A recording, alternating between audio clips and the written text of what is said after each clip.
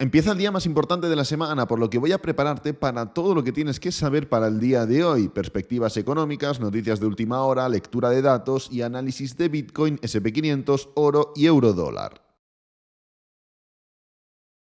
Llegamos al día de la semana con el calendario económico más determinante, pero no por acumulación de noticias, como han podido ser otros días, sino por la relevancia de una de ellas. Ahora a continuación lo veremos. Entonces, empezando por lo primero, hemos visto ya cómo la inflación británica vuelve a subir y se sitúa en el 10,4%. Hay que comentar que parte de ese dato fue causado por un incremento en los precios de los alimentos, sobre todo de las verduras a raíz del mal tiempo en Europa y también de las bebidas no alcohólicas. Independientemente, tras haber registrado 3 meses consecutivos sin ascensos en ese dato de IPC en Reino Unido, este miércoles, sorprende con una inflación más elevada de lo esperado. Entonces, en cuanto a noticias que veremos a partir de ahora, tenemos ya mismo a Christine Lagarde compareciendo por tercera y última vez durante esta semana, y en unos minutos, más concretamente en 44-45 minutos, comparecerá Philip Lane, otro miembro de la Junta Ejecutiva del Banco Central Europeo. Yendo ya por la noticia capital del día de hoy, a las 19:00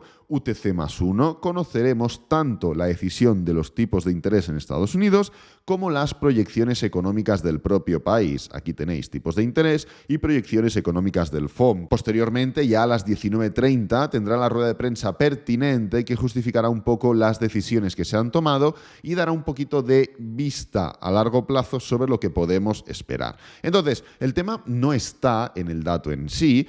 Venimos de 4,75% y se espera de forma clara que lleguemos al 5% hoy mismo. Por lo tanto, un incremento de 25 puntos básicos, algo que ya se esperaba. El tema está más en los argumentos de esa subida de 25 puntos básicos, que también parecen estar claros, y sobre todo en las proyecciones. Es decir, si cogemos una gráfica del SP500 lo podremos ver bastante claro y, como podéis comprobar, en esa etapa final del año 2022 estuvimos con una situación o unas perspectivas económicas no demasiado positivas, en referencia a diferentes datos, en referencia a diferentes comentarios, sobre todo relacionados con IPCs mejores de lo esperado y con ruedas de prensa de Jerome Powell que sentaron bien al mercado. Pudimos ver un claro rally alcista. Recordáis que fue el momento en el que Bitcoin arrancó desde esos mínimos formados por FTX. Fue desarrollándose el primer mes, el mes de enero, y entonces empezamos a ver datos negativos relacionados con, punto número 1, una situación del mercado laboral más fuerte de lo que se esperaba, y punto número 2, un momento en el que la inflación no estuvo cayendo como se esperaba. Esto, evidentemente, se entendió y se leyó como una situación más negativa de la que habíamos descontado en toda esta etapa inicial del año 2023 e iniciamos un movimiento bajista que Bitcoin no acompañó del mismo modo, pero también en cierta medida estuvo formando esa caída que atacó la media móvil de 200 diaria. En este punto llega la situación en la que nos encontramos ahora mismo, una situación en la que parecía que teníamos que volver a subir los tipos de interés con fuerza porque el mercado laboral estaba más fuerte de lo esperado y porque la inflación estaba un poquito endureciéndose, pero llegamos a la situación bancaria en la que nos encontramos y empiezan a quebrar bancos, empieza a sospechar de la salud del sistema bancario en Estados Unidos y empezamos a ver una nueva tesitura en la que índices tradicionales como el SP500, que evidentemente tienen muchos bancos, pues caen, y índices como Bitcoin, que representan todo lo opuesto al sistema bancario, suben. Claro, esta situación es más determinante de la que nos pensamos, básicamente porque la Fed se encuentra en una encrucijada. Tiene, por un lado, que seguir luchando contra la inflación, subiendo tipos de interés, porque hemos tenido caídas por datos más fuertes de lo esperado, que implican que la Fed tiene más posibilidades de subir tipos de interés, tiene más recorrido en ese sentido, pero por otro lado estamos viendo cómo el sistema bancario de Estados Unidos está en entredicho y seguir subiendo los tipos de interés, con lo cual perjudicando la situación económica del propio país, unido esto a lo que estamos viendo con el sistema bancario, podría provocar un colapso mucho mayor. Entonces, esto nos ha llevado a una tesitura en la que a principios del año 2023, debido a los datos que habíamos obtenido durante finales del año 2022, se esperaba que los tipos de interés se subirían 25 puntos básicos. Luego vemos cómo los datos del año 2023 son más sólidos de lo esperado, con lo cual cambiamos esto. ¿Recordáis esa etapa en la que se descontaba 25 puntos básicos, un 80% aproximadamente, y poco a poco, debido a diferentes datos, fue bajando la probabilidad de 25 puntos básicos hasta que se llegó a situar con claridad 50 puntos básicos. En cambio, se ha dado la vuelta de manera clarísima estas últimas semanas a raíz de ese, entre comillas, crash que se ha formado en el sistema bancario de los Estados Unidos. Ahora mismo, como digo, la importancia no reside en el número, porque el número parece bastante claro que será de 25 puntos básicos, sino que la importancia reside en escuchar qué es lo que dice la Fed, qué es lo que nos tiene que comentar sobre cómo ven la situación del sistema financiero, sobre cómo ven la lucha contra la inflación y sobre qué opinan de la política monetaria de los próximos meses, ya que el mercado se está moviendo mucho en función de ello, en función de hasta dónde se van a subir los tipos, si este año vamos a cerrar esas subidas más pronto que tarde, si este año incluso vamos a empezar a ver recortes en las subidas. Bueno, hoy conoceremos nuevos datos sobre esa nueva tesitura, sobre esa nueva normalidad, si lo queréis llamar así, y el mercado reaccionará 100% a ellos. Entonces, conociendo ya un poco lo que está sucediendo, conociendo ya un poco la importancia del día de hoy, conociendo un poco de dónde venimos y por qué el día de hoy es tan importante, voy a comentar muy rápidamente varias noticias importantes de última hora. Y es que el mayor optimismo de los inversores sobre la situación del sistema bancario ayudó a impulsar las acciones estadounidenses durante ayer día martes, viendo subidas, fijaros, de hasta un 30% en bancos como First Republic Bank. Tanto el S&P 500 como el Dow Jones registraron su segundo día consecutivo de ganancias por primera vez desde que Silicon Valley Bank y Signature Bank colapsaron hace menos de 2 semanas. Así que, como podéis comprobar, la situación que se lleva arrastrando durante estas últimas 2 semanas no es demasiado positiva. Cambiando de tema, justo ayer el senador de Texas, Ted Cruz, aquí lo tenéis, presentó un proyecto de ley para prohibir, fijaros, que la Reserva Federal adopte una moneda digital del Banco Central, lo que se conoce como CBDC, Central Bank Digital Currency. El gobierno debería estar empoderando a los empresarios, permitiendo la innovación y fomentando la libertad individual en lugar de sofocarla. Cito palabras textuales del senador. Además, comentó abiertamente que el gobierno federal, y esto es cierto, no tiene autoridad suficiente como para establecer de forma unilateral una moneda de banco central, moneda que esto lo conocemos todos y lo sabemos todos, serviría de centralización y control. Cambiando de bando, un nuevo informe de la Casa Blanca, fijaros cómo están de pesados, critica que los activos digitales no cumplen con su supuesta promesa inicial y aumentan los riesgos tanto para los consumidores como para todo el sistema financiero de los Estados Unidos de América. El informe, os lo digo así de claro, se puede resumir en lo siguiente: las criptomonedas no sirven para nada. Punto número 1. Punto número 2, se crea FOMO a través de escasez artificial. Y punto número 3, suponen un peligro real. Estos serían los 3 puntos con los que se puede resumir sin ningún problema todo el informe, que tampoco es muy extenso, lo podéis leer, es relativamente rápido de leer. Pues bueno, estos 3 puntos os puedo asegurar que resumen todo ese informe. Entonces, dejando por aquí las noticias ya de última hora, hoy sabéis que no es día de pasarse de listo, no es día de jugar a las adivinanzas y de predecir qué va a pasar con Bitcoin, qué va a pasar con el S&P 500, qué va a pasar con el oro, el eurodólar o el activo que sea. Por lo que he hecho es situar en las pantallas los 4 activos que analizamos pues siempre de manera diaria, y lo que voy a hacer es analizar la última hora de Bitcoin, la última hora del S&P 500, la última hora del oro y la última hora del eurodólar, pero desde una perspectiva diaria y de en qué niveles nos deberíamos fijar, un poco estudiando, por así decirlo, la naturaleza de lo que está haciendo cada uno de los activos, pero no desde un intento de predicción, no desde un intento de intentar marcar este movimiento o el otro, sino desde entender qué es lo que está pasando, y no hace falta que lo diga, porque no es necesario hoy o no es recomendable jugar a esas adivinanzas, ¿no? Entonces, arriba a la izquierda tengo el gráfico diario de Bitcoin,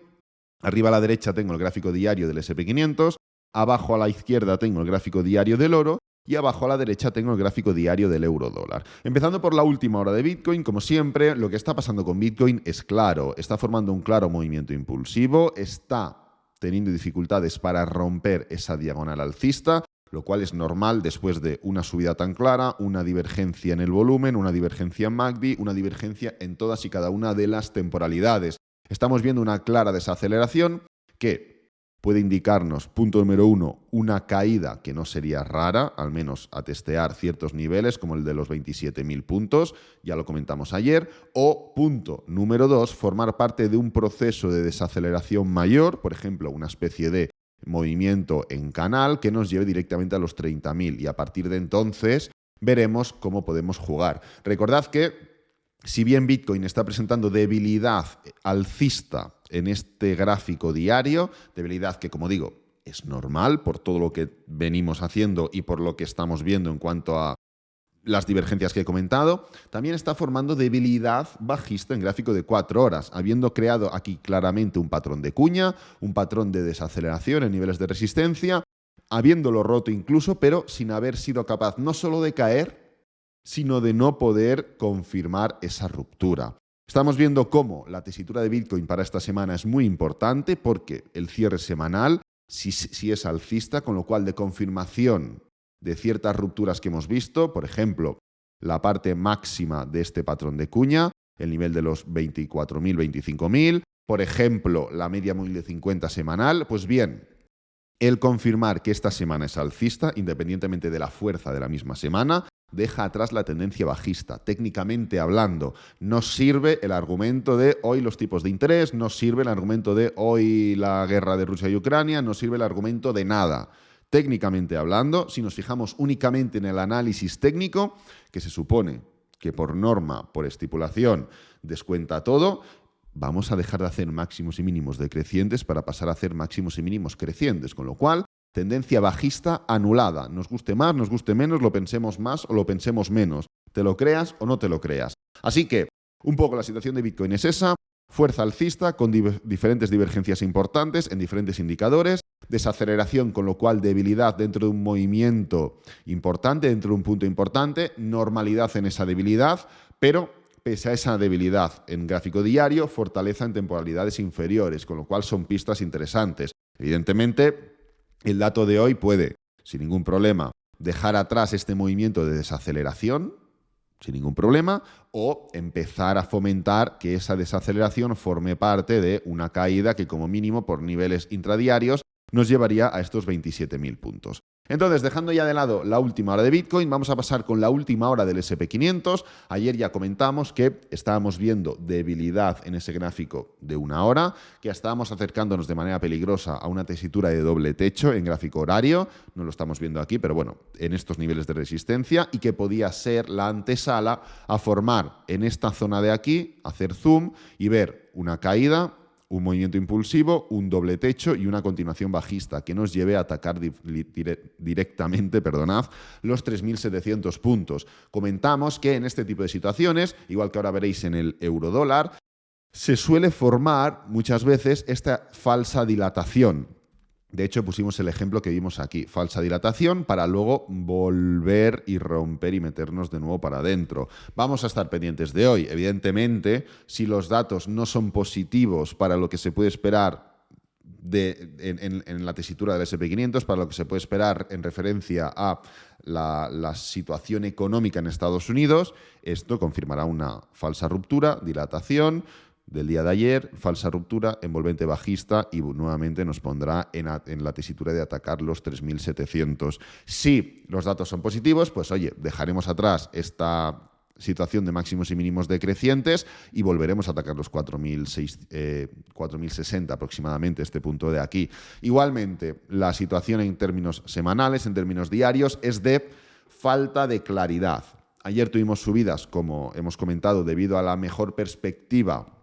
en cuanto a la situación del sistema financiero en Estados Unidos, pero igualmente tenemos una clara disposición de ruptura de esta diagonal bajista que alberga todo el mercado bajista en el que estaba el SP500, rompe y en vez de dar continuación, pues vuelve a caer, ahora se levanta. ¿Esto qué implica? Pues seguramente y con probabilidad elevada, en unos meses lo veremos con perspectiva y diremos, claro, si es que esto era un rango amplio, con alguna dilatación inferior, con alguna dilatación superior, pero formando una especie de suelo dentro de esta tendencia bajista. Así que, dejando ya la última hora del S&P 500 por aquí. Vamos a pasar ya con la última hora del oro. Bueno, ayer ya hablamos de ese cambio de tendencia que se estaba viendo en gráfico de una hora, cambio de tendencia que era serio, que era importante, que teníamos que entender como debilidad en todo este movimiento impulsivo en gráfico diario, y que podíamos pasar de subir en el gráfico diario a caer dentro de una tesitura de continuación alcista. Hemos hecho un gran movimiento bajista en gráfico semanal que ha atacado ciertos niveles, bueno, el nivel de los 1800 de manera muy clara, muy contundente, generando no solo mínimos crecientes, sino que también máximos crecientes, incluso un hombro, cabeza, hombro invertido, con lo cual la fuerza en el oro es increíble y dentro de esa tesitura de impulso en términos semanales, igual que tuvimos un impulso aquí alcista o un impulso aquí bajista, vamos a ver diferentes movimientos bajistas en gráfico diario. Ya lo comentamos. Y ahora que hemos visto ese cambio de tendencia por fin en gráfico de una hora, porque hemos empezado a hacer máximos y mínimos decrecientes, ahora sí que de verdad podemos creernos que este movimiento pueda venir a atacar pues los 1900 aproximadamente, medias móviles, seguro que encontramos algún máximo, seguro que encontramos alguna historia para poder darle continuación con un trade a este movimiento. Caída, doble suelo, impulso, pullback y continuación. El mercado al final se mueve de manera sencilla, es cuestión de saber aprovecharlo. Entonces, ya dejando la última hora del oro por aquí, vamos a pasar a la última hora del euro dólar. Ayer os comenté, oye, cuidado porque estamos en la parte superior del rango, el nivel de 1.07, y pese a que creo firmemente, ya lo hemos comentado hace un par de semanas, que atacaremos el 1.10, es posible que el precio no esté preparado para romper ese rango, ya que en la parte superior del rango se suele vender y en la parte inferior del rango se suele comprar, básicamente porque el rango, por definición, inhabilita la dirección, con lo cual se sitúa entre dos líneas que no permite que el precio dé continuación alcista o bajista. Entonces, como podéis comprobar, al final rompió el movimiento. Ya comentamos que igual que en el S&P 500 se podían formar falsas rupturas, fijaros cómo ya se había formado en alguna otra ocasión, otra por aquí, y que teníamos que estar pendientes no solo del cierre de ayer, que ha sido positivo, sino también del cierre de hoy. Fijaros que el volumen es claramente decreciente, con lo cual yo tampoco lo entendería esto como ya una ruptura, ya nos vamos a atacar el nivel de 1.10. Si el día de hoy fuera positivo, la marca es 1.10 otra vez. Es así de sencillo, es el target, ya lo comentamos. Si el día de hoy confirma una falsa ruptura y se va el movimiento para abajo, el target es clarísimo, nivel de soporte, nivel de 1.05. Ya os digo, considero por la estructura semanal, la estructura mensual, que es más probable que rompamos la parte superior, con lo cual yo estaría más pendiente de entender que esto puede ser una ruptura, no esta situación, sino que entender que cuando atacamos la parte de arriba hay mayor probabilidad de ruptura que cuando atacamos la parte de abajo. Entonces, entendiendo que esto sea una falsa ruptura y que nos vayamos directamente a la parte inferior, creo y considero que lo más probable sería mantener estos niveles, 1.05, para volver a atacar esta parte superior, con algo mayor de probabilidad de ruptura, tanto que en el ataque inferior como que en el ataque anterior. Así que nada, voy a dejar el vídeo por aquí. Evidentemente vais a tener un resumen, un vídeo por la tarde-noche, si es necesario, si hay algo nuevo que comentar. En este vídeo quería, punto número 1, dejar clara la situación de hoy, la situación de los días atrás, la situación de los días futuros, noticias de última hora, calendario económico de hoy también, y pues hacer un repaso general a los diferentes índices más importantes y más representativos, un poco para que entendamos los niveles, la naturaleza del movimiento que están formando, no con la intención de predecir nada o de marcar niveles. Esto ya lo hacemos en otros días, en otro tipo de vídeo, pero hoy, al menos según mi naturaleza, según mi manera de entender los mercados y de operar, no es día para pasarse de listo. Espero que te haya gustado, que te haya servido, que es lo importante. Si es así, dale me gusta, suscríbete, compártelo con amigos, con la familia y nos vemos en el próximo vídeo. Adiós.